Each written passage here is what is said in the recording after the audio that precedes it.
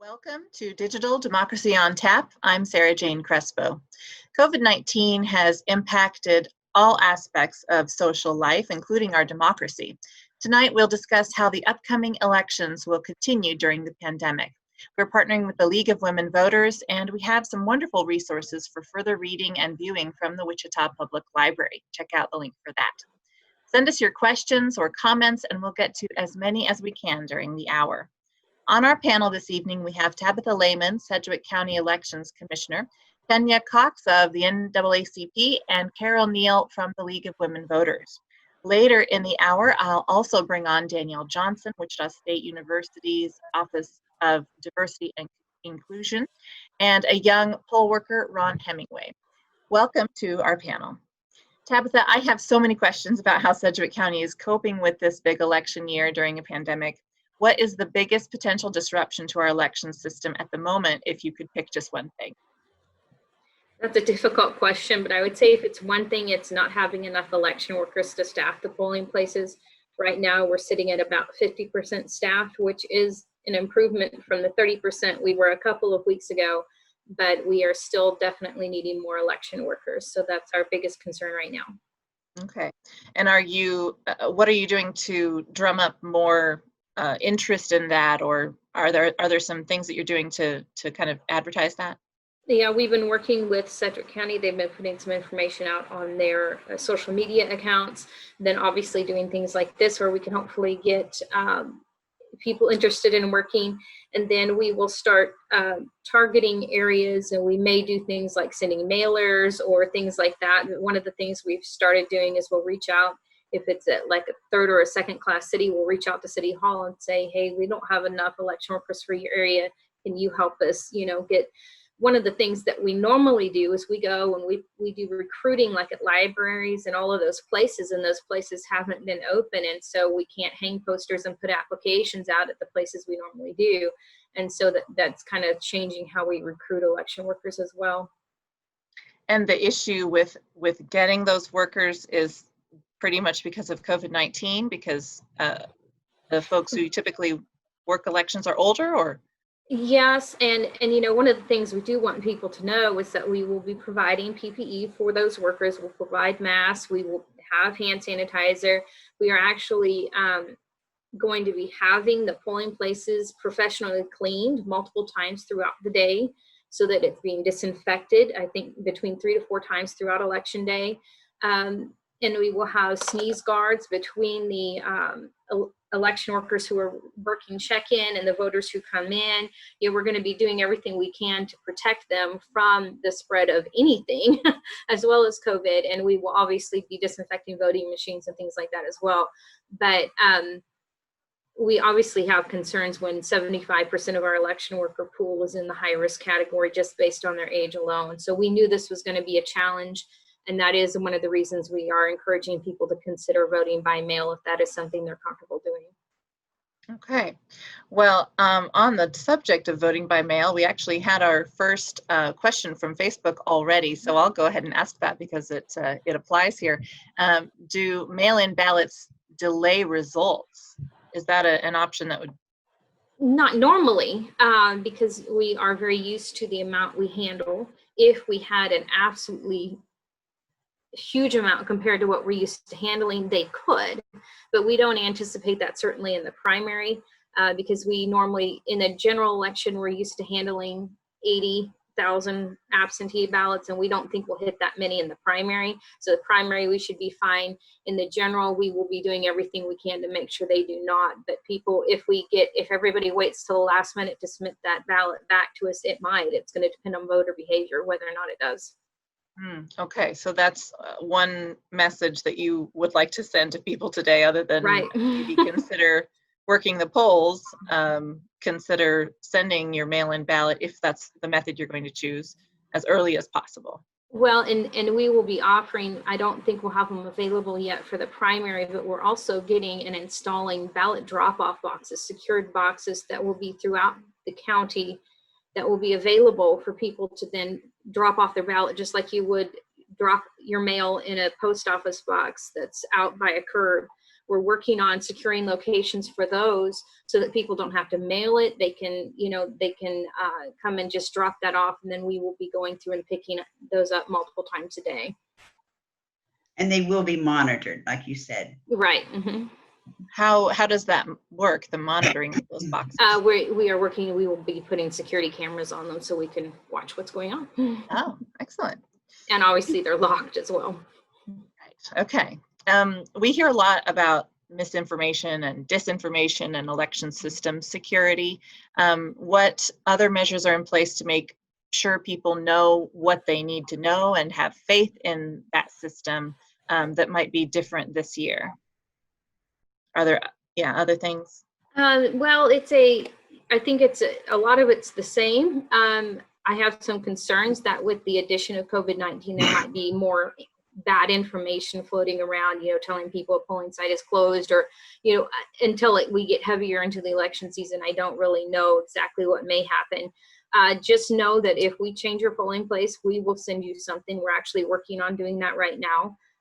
We have committed to keeping every polling place open that we possibly can. Since the last presidential election, we've actually added 20 polling locations. So we are expanding. We're not shrinking in Sedgwick County. We're not consolidating anything down, because we believe that is important for voters that they not have to go any further to their polling place, if at all possible, for us to do that. So you may not be as close as you once were, but somebody else will be closer, because we have lost 7 polling locations due to COVID-19, and we're still working to replace those, but we are committed to doing so.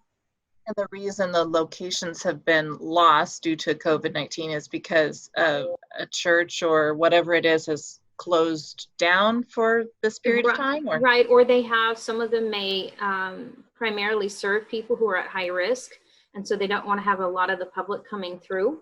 Or they might have a daycare and they just have concerns about a lot of the public coming through because of COVID. Kenya and Carole, I do want to get to both of you here in a second, but I've also gotten several other audience questions that we need to shoot over here to Tabitha. So people really want to know how this is going to work. So let's get into that. And this is great, because this is our organizations. They need to know this information too. So this is great.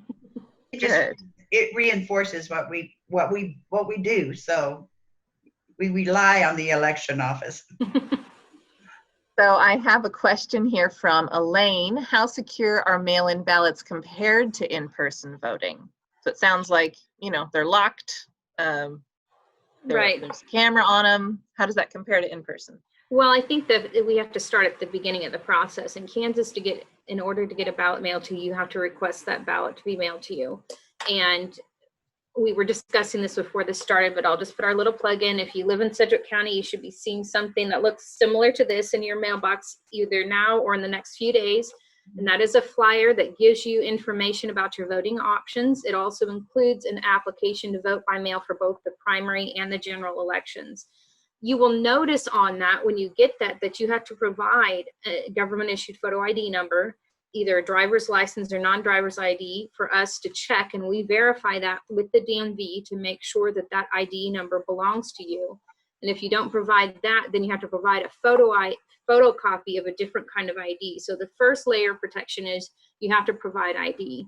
Then we're also comparing your signature. And my staff and I have been trained by a handwriting expert. We actually just got refresher training about 2 weeks ago on that, so that we're fresh and ready to go coming into this election cycle. So before we even mail you the ballot, we've checked your ID and we've checked your signature.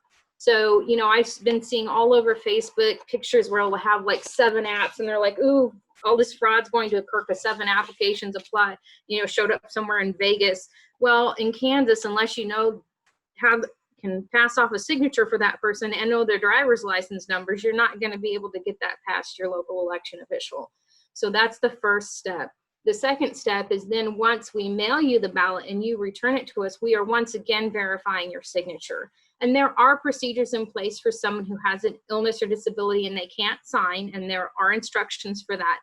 But for most people, that signature is going to have to match spot on to, well, it's not spot on, but we are checking to make sure that those things are consistent, to make sure that your ballot is, that you are the one who filled it out and submitted it to us.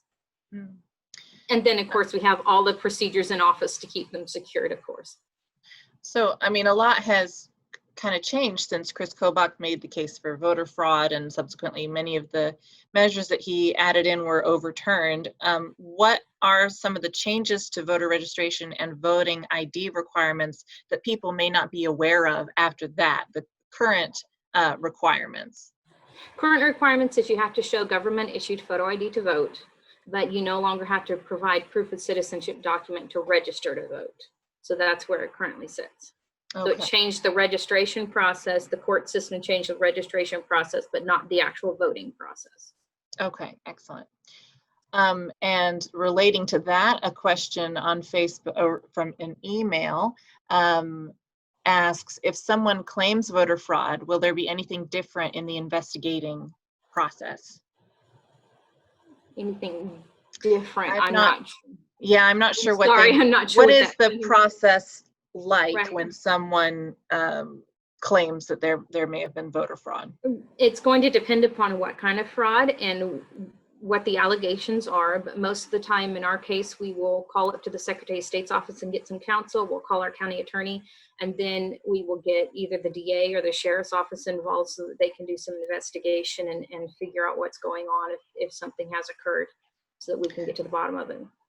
I didn't really think about there being different kinds of voter fraud. Are there some like 3 or 4 types that you Well, would see? Or thankfully, I am coming up on 9 years as election commissioner and over 11 years working in the office here, and I haven't seen a whole lot of them firsthand. Thankfully, I'm very grateful for that. I suppose someone could try to pass off.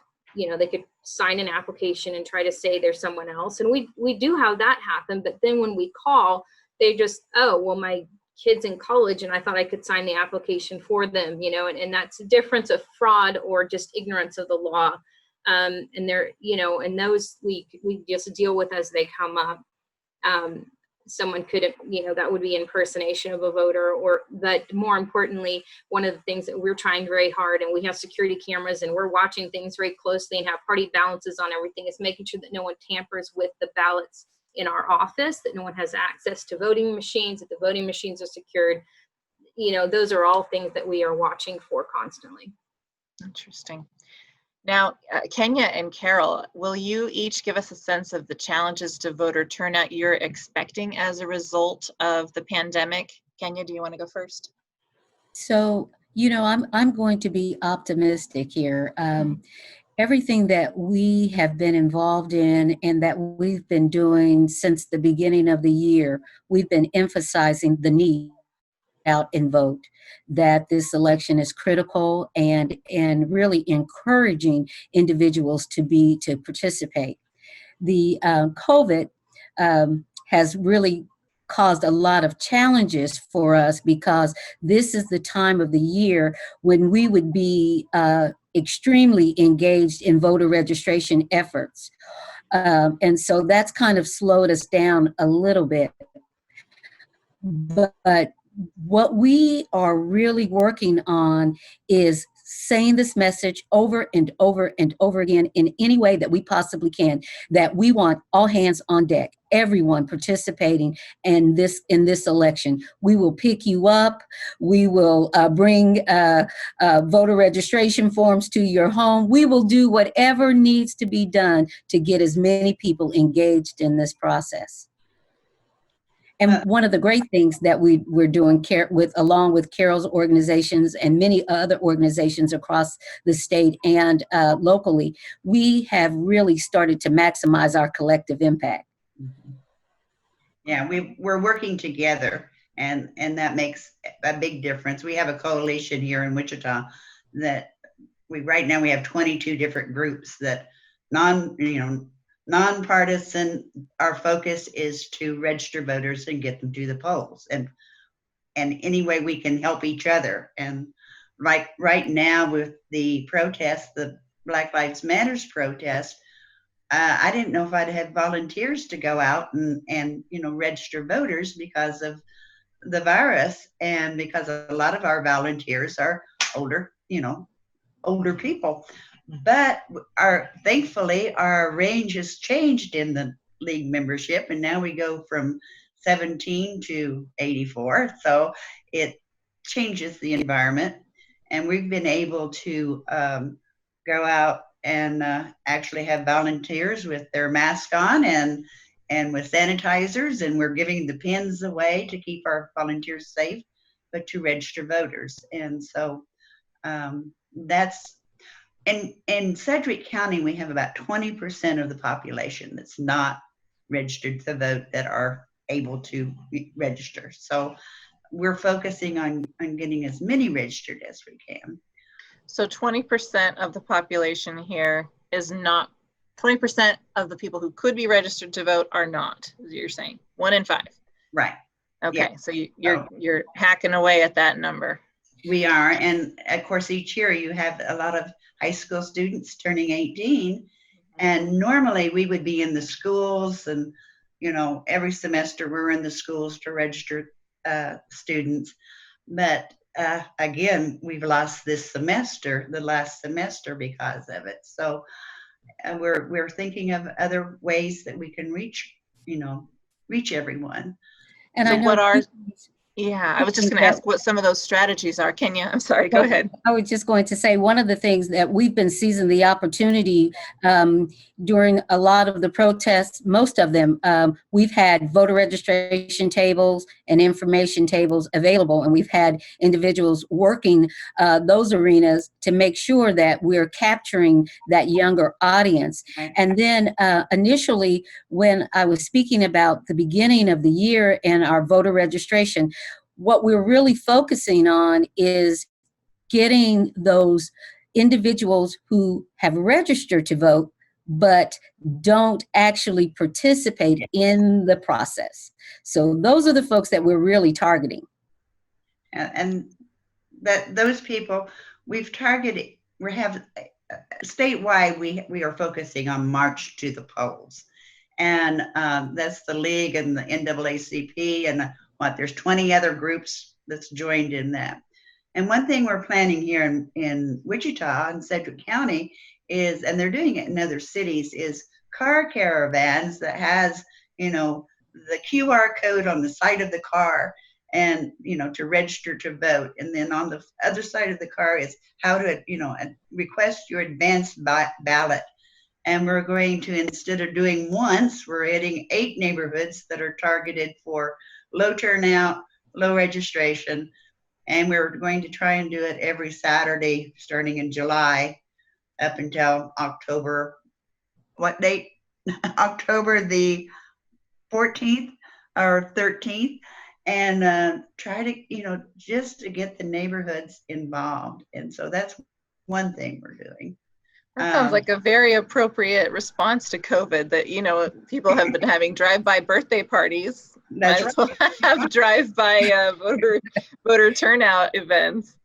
And of course, of all the BLM events that have been going on, I think there's 3 coming up Saturday that some of my volunteers that had volunteered for one called and said, well, they had already been requested to work at another, so we're trying to get all of these covered through the coalition.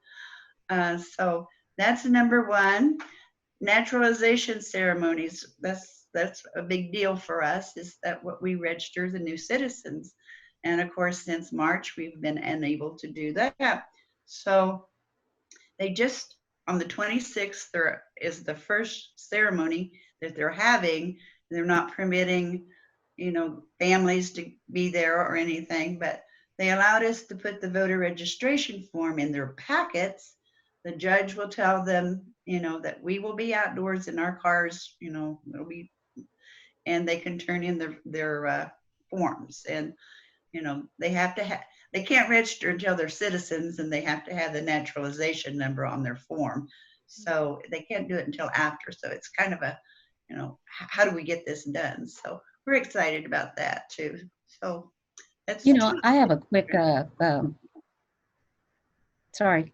Go ahead. I think I'm getting a little lag, but I had a quick question for Tabitha. The Secretary of State's office has been talking about really engaging a lot of the youth in the election process. And I just wondered, because we have a youth group and we are in a dialogue with a lot of the more youthful citizens in our community. And so how can we get them to plug in and maybe help fill that void that you are having with volunteers in your office? We have an application on our website that they can go and fill out to be a poll worker. We do pay. It's not a great amount of money. I like to remind people that they're being paid with their tax dollars. So just, you know, you don't want your taxes to go up. So just accept the low pay. But we do pay, and we can have 16 and 17-year-olds work as long as they meet the qualifications to be registered to vote. And then, of course, 18-year-olds have to be registered to vote to work. So on the 16 and 17-year-olds, it can be 1/3 of the entire election board can be 16 and 17-year-olds at that polling place. So most polling places, it'll only be a couple people that can be underage. But certainly send them our way and we will get them signed up. We do require, if they're under the age of 18, that they have to have the sign off of their parent or guardian, and they have to have the sign off of their school, because we will not contribute to the delinquency of a minor by having them be out of school on a school day to work the polls. We learned that one the hard way.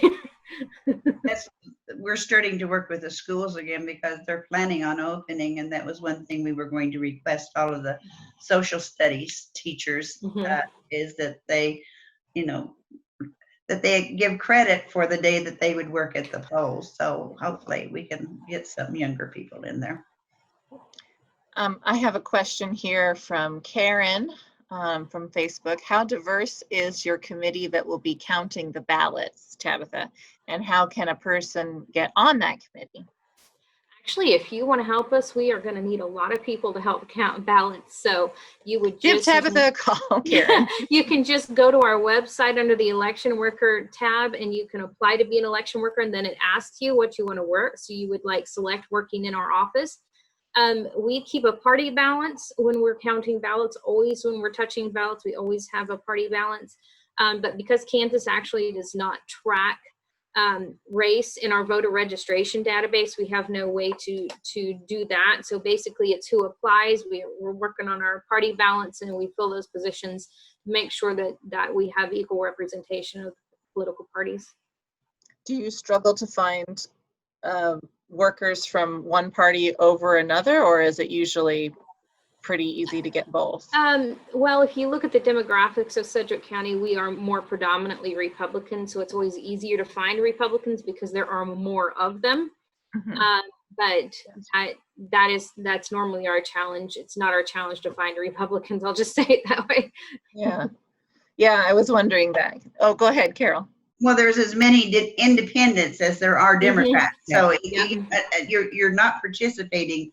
That's one reason we keep saying you've got to, even if you hate the two-party system, you need to be part of it to be part of the process. Excuse me. No, that's a good point. And it kind of makes me go back to the thought of, you know, people perhaps not liking the situation that we have in one way or another. Kenya, I was going to ask you earlier before we started talking about kind of the protests and the racial frictions. Curious if that would, in your mind, if you think that's likely to increase voter turnout when so many people may be disenfranchised or have lost hope for a future that would be fair and equitable through legislation. I mean, do you think people, I don't know, do you know, when you're given two choices that you're not a fan of, do you think it's going to be well, we're hoping that it's going to do just the opposite, that it's really going to fuel people to, actually will serve as the catalyst to get more people participating in the process. The one thing that America has reinvented itself a number of times civically. And I really think that this is an opportunity for our nation to reinvent itself so we can really be who we say we are on paper and in books and we can really be that. And I think that what I see is that more of our younger people, they're getting that, and they're understanding that that they do have a voice beyond just protesting, that they can be extremely powerful by exercising their right to vote and taking that to the polls. So we're going to be we have been doing, and we will, and we're actually double downing on our efforts to get to make sure that more people are participating in this election cycle. Mm-hmm. And it might be phone calls. It might be, like you said, picking someone up so they can vote, or just there's fear of not knowing what to do. And it's, it's like, they've never voted, and it's just that fear or knowing who to vote for. And, we're trying to do Vote 411, which is a online voter guide that will list every candidate there is for every race there is, and with questions that we've asked them that will give people an idea that when they get their ballot at home, if they've requested, they can sit down and research the candidates and see who stands for what they stand for. So, and you said this is an online voter guide that you're working on? Yes, it'll be up and running. We would love it up and running by July 1st, but it might be a few days after, but certainly before the primary. Is this a league? It is a league. It's vote411.org. It's not just the league. It comes from national, but we've participated each year, and we send out, we have 9 leagues in Kansas, and like Sedgwick County here, we're covering all the counties around us, Ford County and Finney County, since they're so important, not covered. Every candidate will be on there, of course, the statewide candidates, president, Senate races, and then locally, and those counties will have their county races on it. So it's a good local, source for people, and we've had good results with candidates responding. So.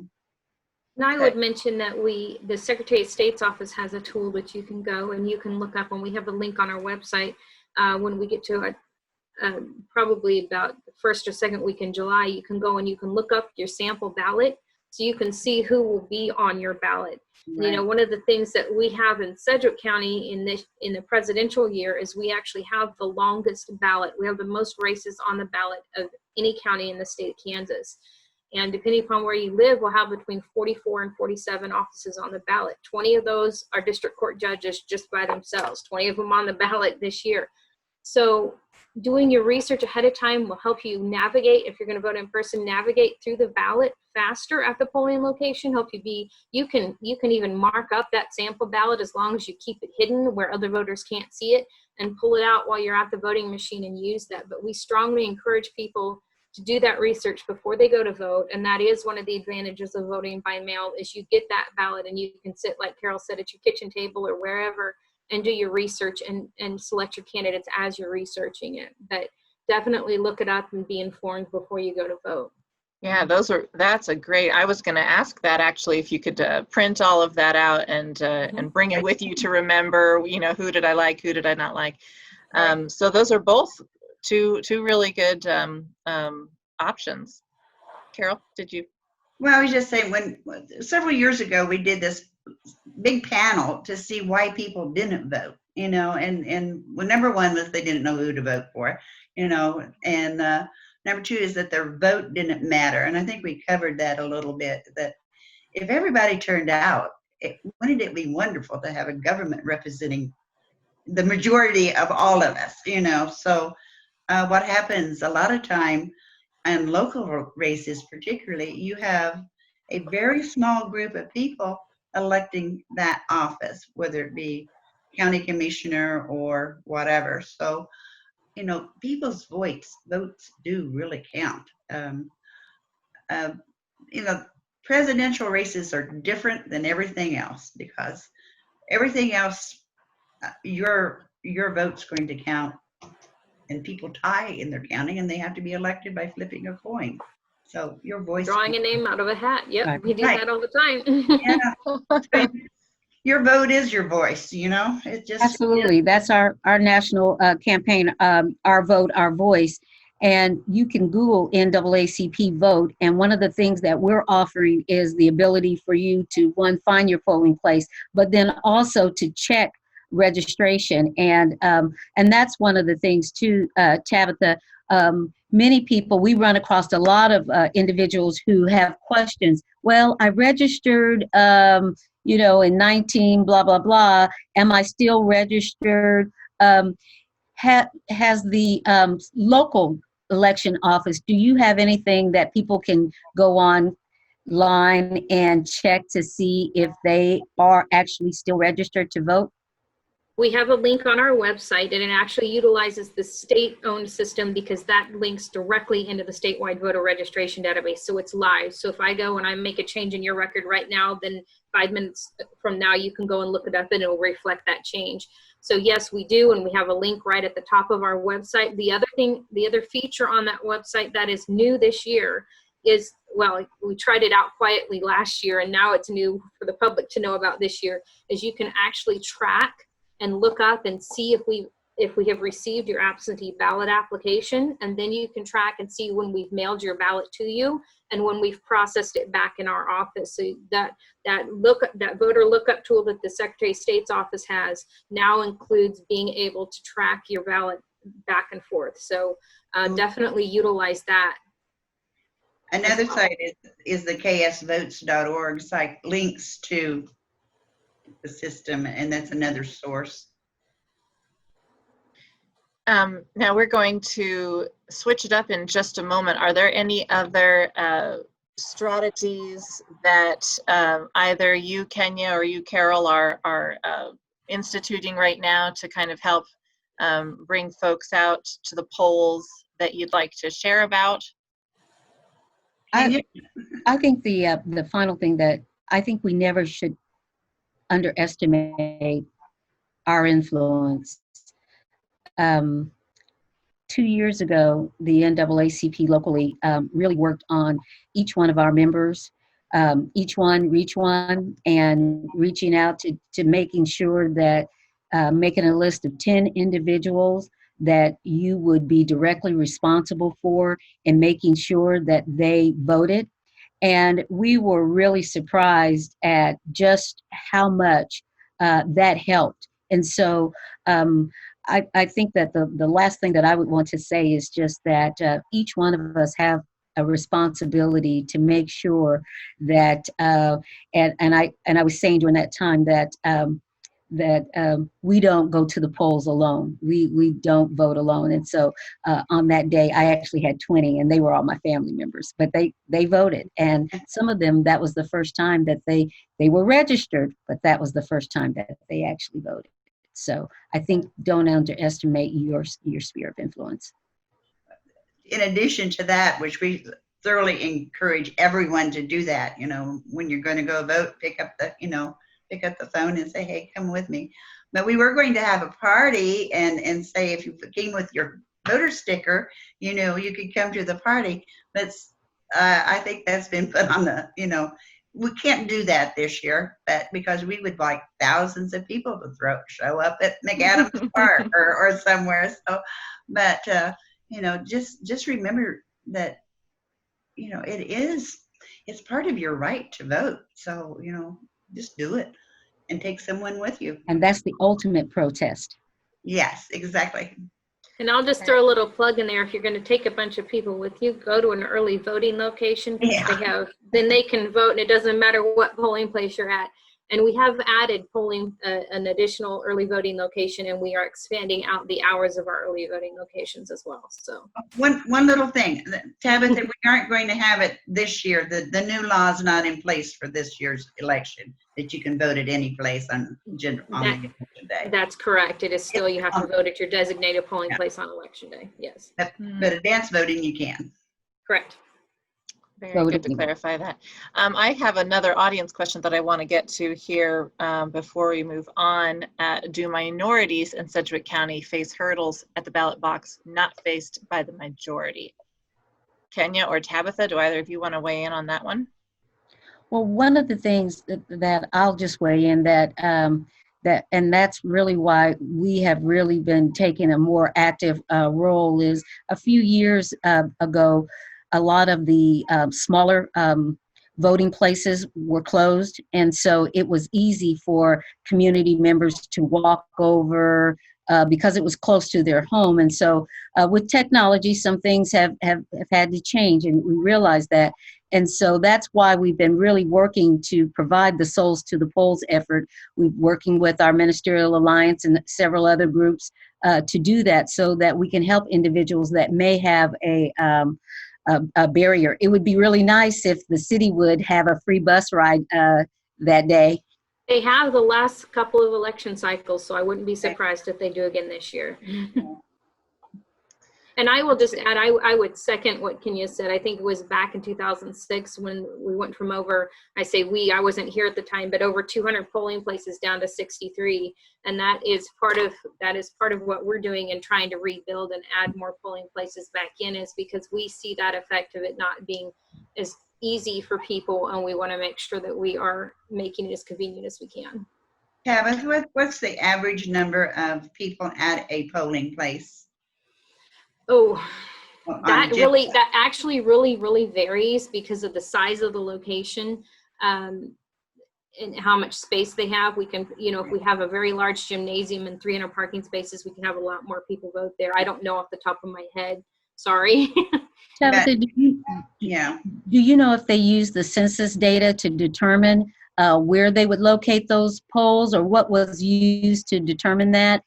Our second effort is get out the vote, get out the count. So I'm trying to always relate census, the relevant issues to the census. For us, when we select polling places, and that is our office, that is part of our job, when we select those polling places, most of the time it is we have an area that has lost a polling place, or an area that we know we need to divide a polling place. So we start with, here's all the voters we need to serve, and we try to find it centrally located. And then it is literally just finding some place that will let us use it. And they have to pass about, I think it's over a 70 item checklist just from the Department of Justice alone on ADA compliance. Every facility does. And so we end up knocking a bunch of facilities off when we do those checklists. So yeah, we typically look for at least 100 parking spaces and a big gymnasium and things like that. So we don't necessarily use the census data, but we are using the precinct data to tell us, who's going to vote there, and then we build from there. I don't know if that helped, Kenya. I'm sorry. It did. I'm Sarah Jane Crespo, and this is Digital Democracy on Tap. We've been talking with Tabitha Lehman, Sedgwick County Elections Commissioner, Kenya Cox of the NAACP of Kansas, and Carole Neal from the League of Women Voters. Thank you to Kenya and Carole. We're going to switch up our group a little bit and keep Tabitha on the chat and add in Danielle Johnson of Wichita State's Office of Diversity and Inclusion, and Ron Hemingway, an incoming freshman at KU, and someone who just signed up to work the polls in his home county. So please join our conversation. We'll try to get to everyone's questions before 6 o'clock. And if you do have questions specifically for Carole or Kenya, who just ducked out, you can still ask those questions. They're still with us, and we can bring them back in to answer a specific question if you have one for them. Now, Tabitha, is there community ballot collection in Sedgwick County, and if so, how does that work? I didn't know about this before being a possibility. Ballot collection? Are they talking like of advanced ballots? Yes, like at a nursing home or something along those lines, that you would collect all of these ballots. I see what you're saying. We do not do that ourselves. Like I discussed earlier, we will be putting out secured drop boxes. People can also drop those off at the polls during voting time. We don't want them to show up at a polling place when the board workers aren't there. And of course, they can always drop it off at our office at any point. But we do not go out and pick up ballots for people just because we just don't have the resources to do that. Kansas law does allow other people to do that as long as there is an affidavit that they have to sign on the envelope saying that they did not influence the voter, that they did not vote the ballot, that it was the voter who cast it and sealed it in the envelope. That Kansas law does allow other people. I bring my husband and children's ballots in for them, because why mail it when I'm going to work, so, but I always have to fill out that affidavit for them. I was going to ask also if there's more funding to the elections office as a result of COVID-19. There actually is. We got $420,000 in federal grant money. That's what we're using to do the ballot drop boxes. We're also using that to do the disinfecting of the polling locations and to buy some of the supplies to provide PPE at the polling locations, and then help with some of the offset of additional training costs and things like that, because we had to train people longer. So yes, we did actually get additional funding from the federal government, which is very helpful. Yeah, sounds like it. Now, Danielle, I'd like to come to you and ask first, how do you help students understand that their vote really does count? Can you share some of what that experience has been, and really how involved in getting out the vote you are in your position at WCU? Right. Thank you for asking, and thank you for having me. I'll pretty much do anything for you, Sarah, at this point. Right. With that being said, while it's not my job specifically to get folks registered to vote, it is important for our office, particularly getting with our students of color or underrepresented students, and making sure that they understand that they can vote, that they're voting in our local elections. I think myself and Alicia Sanchez, my director, get bombarded from folks running for office, from political parties, from different areas saying, how can we get on your campus? How can we get with your college students? Because they know that we're sitting on a landmine of about 16,000 folks.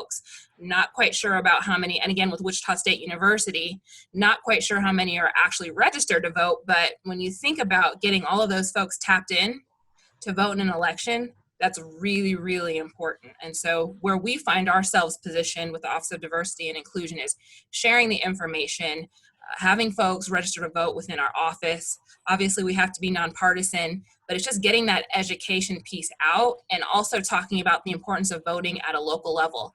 I think several universities do a really good job of jumping on the bandwagon when it comes to those large general elections, those presidential years, but we're voting every year now at this point. So ensuring that folks understand that from the school board to the president level, we have to know and be engaged on how to actually vote. Luckily, though, it's not our office, but we partner with the Student Involvement Office. So Gabriel Fonseca, who's the Assistant Director to the Student Involvement Office and also serves an advisor to Student Government Association here, is working diligently alongside our Student Government Association here at Wichita State University to get kind of a coalition of voter and election engagement going on right here on our campus. And so conversations are already being had, and really engaging our underrepresented folks in those discussions while partnering with some folks in the community as well. So no shortage of things being done right here at Wichita State. I'm just curious if, let's say someone watching this has a group of young people involved in whatever their organization is, or their church, or whatever it might be.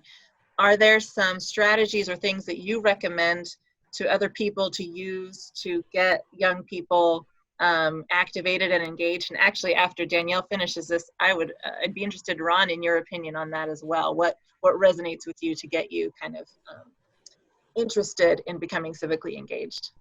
Go ahead, Danielle. Yeah, absolutely. I think it's making sure and not assuming that folks are educated on being registered to vote. We just tell folks, get registered, go vote. But do they know, how to do that? Where can they go to do that? And also getting young folks to advocate for other young folks, because there are no shortage from high school to college where students are actually engaged. They're working on campaigns, they're working for different offices. So our young people are really in the trenches. I will also add, folks that can't even vote are undocumented students here at Wichita State. They're engaged in sharing the importance of, while I can't vote, you can. And so really listening to those student groups, having young people actually do their own voter registration drives is really important. Other things when we think about engaging with other diverse populations is having things in their language. We have large swaths of people that have never even had their door knocked on, have never even had anything sent to them in their own language. And that's a really great way of ensuring that we are engaging all the sectors of our people right here in Wichita or and in the state of Kansas. So when we think about getting our young people involved, what better way than hearing and seeing from another young person already doing the work? And outside of voting, people can run for office. I was so proud to see Joseph Shepard run for school board, a young voice, not that far from the age of our very own high school students, nonpartisan seats. We also have to encourage our young people to feel empowered enough to run, because that's a part of representative leadership as well. Ron, how about you? How did you become civically engaged to begin with? What strategy or activity resonated with you, and what do you recommend? Well, I became involved with the League of Women Voters. That was kind of my starting point during the March for Our Lives a few years back. And I just really liked what they did because they said voting's a right and it's kind of our civic duty. And they wanted the voice to be from the people. And so since then, I've been working alongside them, going to naturalization ceremonies and going to other high schools to help high schoolers get registered to vote. One of the things I think to get people to vote is we need more teachers, government teachers specifically, to emphasize the importance of voting, and we need them to help their students to vote. Otherwise, they're just going to know a bunch of government information and not really know what to do with it afterwards. Yeah, absolutely. Now, Ron, you're in Kingman County, is that correct? That is correct, ma'am. And you will be working the polls for the first, you're just 18 now, and so this will be your first time to work the polls, is that right? That is correct, ma'am. So how did you decide to go ahead and do that? What inspired you to do that? I've always heard that there's always a need for election poll workers, and so when I just felt like I think I'm mature enough to help out, and I just called up my election commissioner, told her who I was, gave her a few personal details, and told her I was really interested in helping out this year. I think it's a really great opportunity to help the democratic process, and it's a great opportunity to help people as well. What was the process like to get signed up? Is it complicated, or was it like surprisingly easy? No, it's not that complicated at all. I just personally, I just told her who where I lived, so she knew the ward that I lived in, my political affiliation, and how old I was. That was pretty much the main details. Now and that will vary by county. The process to hire in will vary by county. Actually, that's a really good segue. Tabitha, will you just sort of highlight what that process is in Sedgwick County? Sure. In Sedgwick County, our election workers are actually considered county employees. So they're not independent contractors, they're actual county employees. So we have an employment process that they go through. You have to apply. Basically, the qualifications are you have to be registered to vote in Sedgwick County. It's not a high bar. We welcome everyone, we really do. But then when we have training, we will have them fill out a packet. They have to go through and fill out substance abuse policy, sexual harassment policy, discrimination policies, to make sure they are committing that they will behave at the polls in a way that is representative of Sedgwick County values. Then they have to attend 2 training classes for Sedgwick County. One is a classroom setting, and some of this may be different this year, but normally it's a classroom setting with 100, 150 people in the room, and they learn the nuts and bolts of what is an election and how are you an election worker. And then on a different day, they have hands-on, and so we're reinforcing with the hands-on how you use the voting machine, how you help someone do a provisional ballot, how you check in a voter, so that you get the classroom in one setting and then you get the hands-on reinforcing it later. And all the training classes, they are paid for as well. So that's our process in Sedgwick County. But we do also, as part of our security measures, we do a background check on all the election workers to make sure that we don't have It's especially because we have student workers. We don't want someone who is a violent offender or a sexual predator working with 16 and 17-year-olds, or working in a school or a church that has a daycare. And so we do take those things very seriously, the safety of the other election workers and our voters. But so that's pretty much our process here is, I mean, to get started, it's just filling out an application, and we'll call you and talk you through it and make sure you can do the job. I imagine Kingman County is also needing poll workers, just as Sedgwick County is. Ron, are you encouraging other folks your age to be poll workers, or is it kind of, I mean, is it a conversation out there among young people right now at all, or because of COVID-19? Or is this just you? Personally, it's just me, but you know, it's really hard sometimes to get the young people involved. That's kind of the magical question. What's the thing that's going to make them want to be involved in the elections, get interested in who their elected officials are? And so personally, I've been talking with fellow classmates and students about how to get registered to vote. And I had initially started in mid-March, right before COVID season, tried to get a League of Women Voters to my school, but sadly the COVID hit before I could get that finished. Yeah, a lot of plans changing. Danielle, I have an email question for you that you kind of touched on before. Maybe you can elaborate a little bit. Is your office or WCU planning more activities on campus to register voters or remind people to get out and vote? And with COVID, how that might become complicated? And then a follow-up, are students of color active voters, or is that a group that needs more education related to voting and the election system? Yeah, great question. So our office is working alongside Student Involvement's Coalition that I kind of talked about earlier. And so we are going to really be watching from the guidance from them, Gabriel Fonseca, the director, and the Student Government Association, along with a smaller group of folks, are going to be able to create some of those opportunities on campus. Again, we're in that COVID-19 season, so we will see how effective in-person things are going to be versus virtual, but that is definitely a priority for our campus, is ensuring that folks are in fact getting, registered to vote. And not only that, but following up with voting. We want to ensure that people actually go and send in those ballots or go in to vote. So there will be no shortage of those opportunities to do. And then as far as our students of color, I mean, I think across the board, we always hear the conversation is that where are folks of color in voting? That is always at the top of the discussion. And so we will definitely continue to push. But what I do find really great is there are no shortage of groups on our campus that focus on that, be it the Hispanic American Leadership Organization, Black Student Union, our fraternities and sororities, and various cultural groups. They do a good job of trying to push each other, and there are no shortage of groups that come on our campus to do voter registration. Groups from off the campus actually come in. So Davis Hammett's group, Loud Light, they try to mobilize several campuses at a time and send folks over to each campus to ensure that they're doing some of those voter registration drives. There are other groups that are a little bit younger too, like Root the Power, that are doing things, NAACP Youth.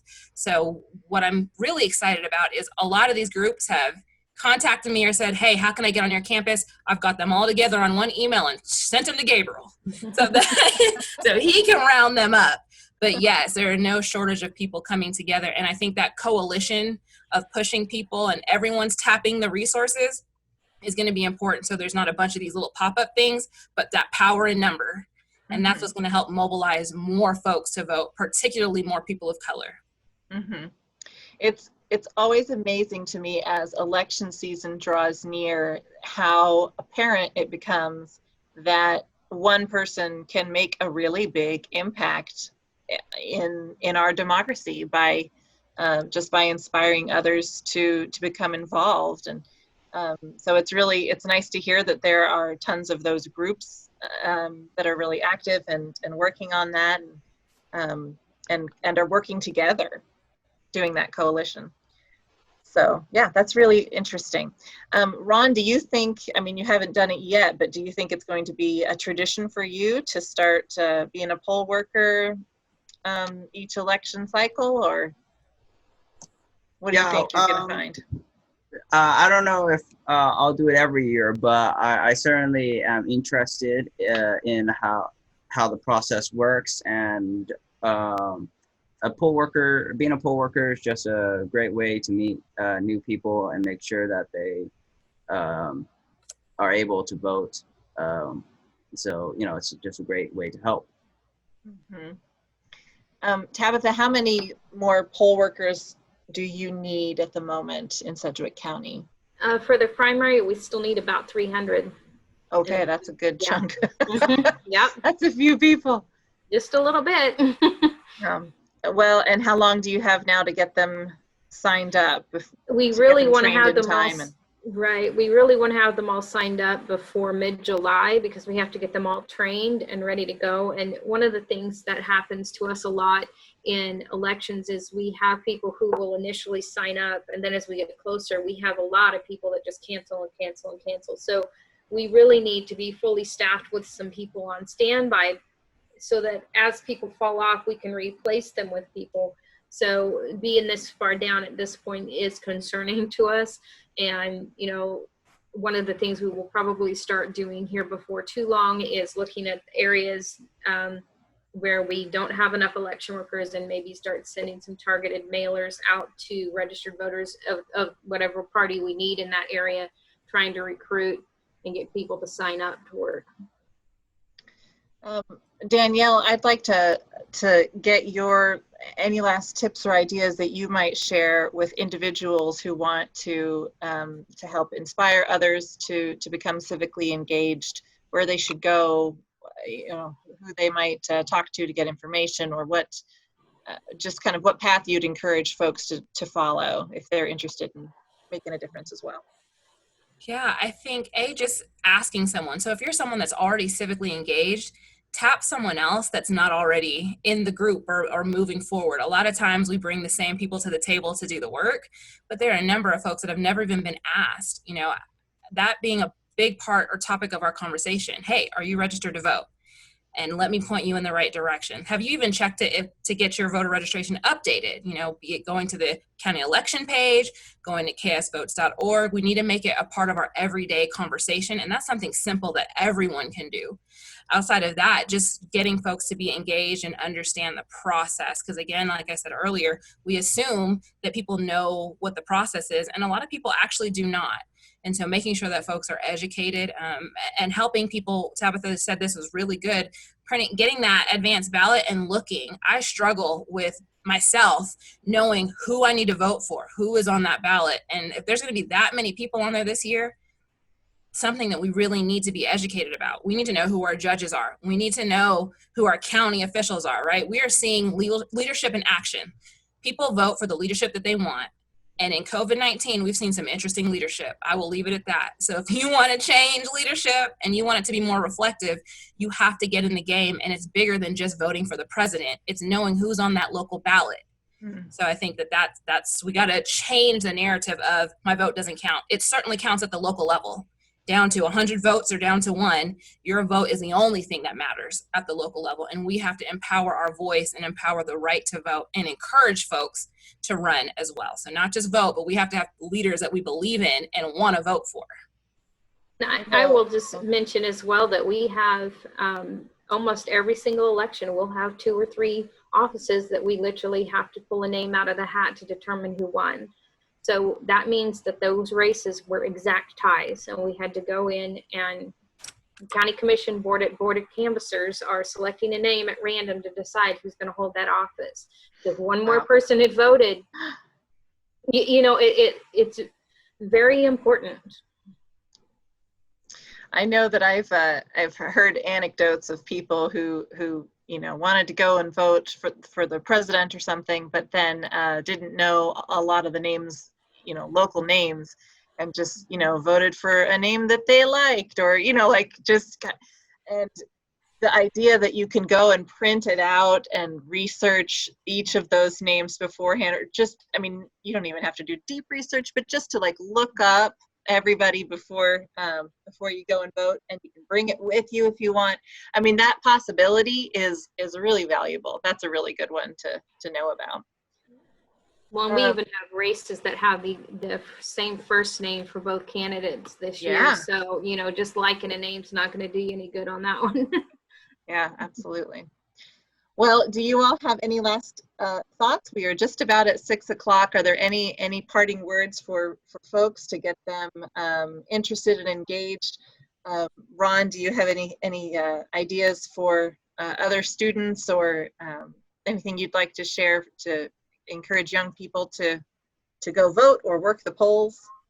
Well, one of the biggest things is I love just bringing my friends along for the ride, telling them what I'm doing, and telling them why our youth could really change the dynamic of this year and the next election cycles, because we make almost 50% of this country's population. So we could, in theory, change, determine the person who wins in each race, whether it's a local school boards, county commissioners, all the way to the president. So it's very important for us to vote, to get out our voice.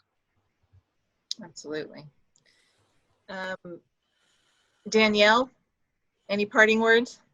Yeah, I would say get engaged. This is our opportunity to have our voices heard. This is our opportunity to elect folks that we want in the spaces. And if we don't get out and elect folks, then we'll be complaining, right? We always say, don't complain, vote. And so we have the opportunity to go out, get to know people. We also have the opportunity to work for folks running for office.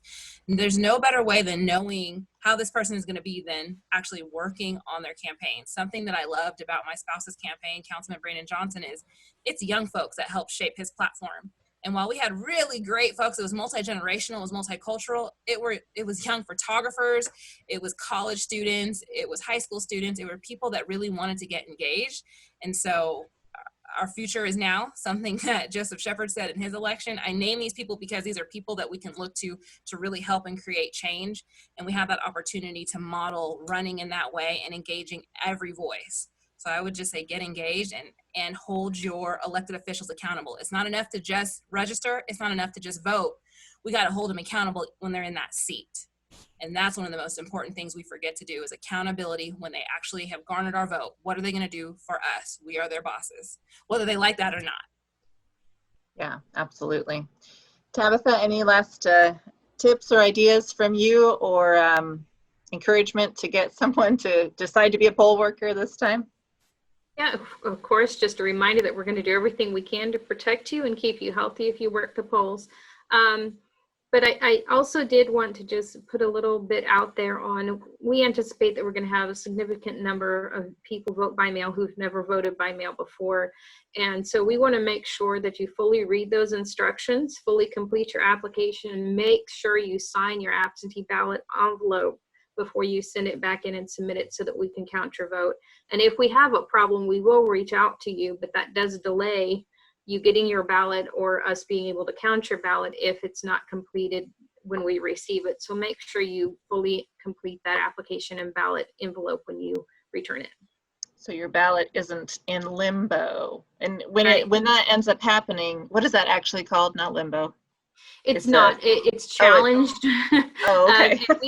And we worked. The Kansas Association of Election Officials actually worked last year and got the Kansas law changed to require every election official to let a voter know if their ballot by mail ballot is not going to count because they didn't sign the envelope or the signature mismatches. So now this will be our first major election cycle where statewide everyone is required to tell the voter and give them that information so they can cure that. So we had hundreds of more ballots count in the last couple of elections than would have in the past by just making sure, giving people, instead of giving them until 7 p.m. on election night to fix a problem, giving them until canvassing starts so they get another basically 2 weeks to fix the issue before we have canvassing. So, but just cut us out of there and just do it right the first time, and then we won't have to call you or mail you anything or email you, so. Very good. All right. Well, thank you so much to everyone on the panel today. We've had a wonderful discussion in two excellent parts there. And to all of you, I hope you've enjoyed our program. Next, we'll be discussing public safety on Tuesday, June 23rd. In the meantime, check out engageict.org for past videos, podcasts, and more. I'm Sarah Jane Crespo. Thanks for joining me for Digital Democracy on Tap, and good night.